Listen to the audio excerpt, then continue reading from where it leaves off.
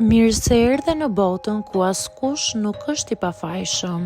Sekrete shqiptare, vendi ku rrëfimet më të thella, më të ndaluara dhe më të pathëna të shqiptarëve marrin zë. Na bëni subscribe për histori të ndryshme.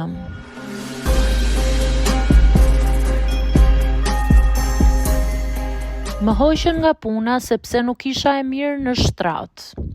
Nuk e kisha menduar kur që në moshën 28 vjeçare do të më duhej të luftoja jo për një pozicion pune, por për dinjitetin tim.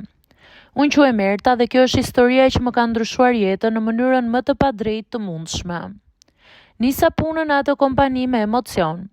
Ishte një firmë e njohur marketingu në Tiranë me zyra të bukura, staf të ri dhe gjithë energjinë që një njeri ka nevojë për të ndjerë sikur më në fund ja doli. Unë kisha studuar për menaxhim, kisha bërë trajnime, praktik dhe isha gati t'i tregoja vetes se mundja diçka me forcat e mia. Drejtori ynë Genti në fillim mu duk shumë profesionist. I qeshur, i sjellshëm, ai lloj njeriu që krijon një atmosferë të mirë në zyrë. Ose të paktën kështu mu duk mua. Javët e para ishin perfekte. Më komplimentonte, më thoshte se do të rritesha shumë shpejt. Madje më përmendi idenë që më shihte si të besuarën e tij për projektet e ardhshme. Gjërat filluan të ndryshonin pa paralajmërim. Filloi me komente që unë nuk i mora seriozisht. Si e sot bukuroshja e zyrës? Të ka hi ajo bluzja. U përpoqja të mos jepja rëndësi. Mendova, ndoshta thjesht ka një stil komunikimi të çuditshëm. Por një pas dite, teksa po mbaronim një raport, ai u afrua shumë. Më tepër se sa duhej. U shtanga.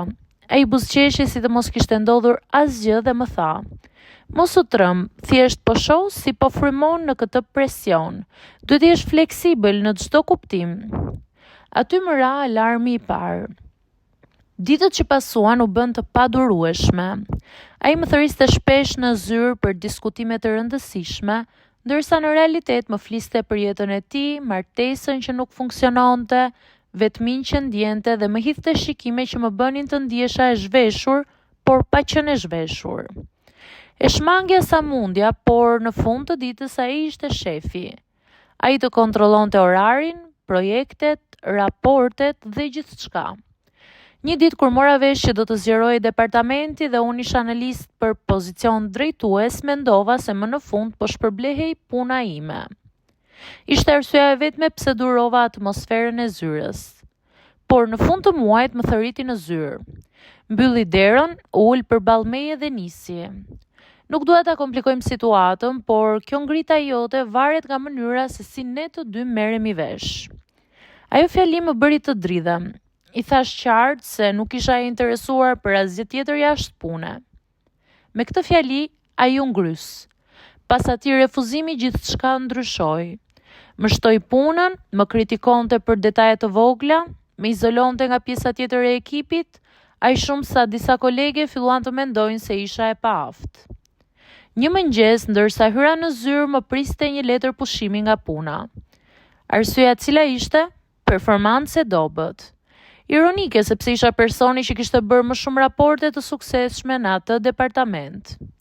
Kur u përballa me të, ai më tha pa pikë turpi: "Nëse do të ishe treguar pak më bashkëpunuese, sot do ishe në katin e dytë tek drejtuesit dhe jo këtu duke dorëzuar çelësat."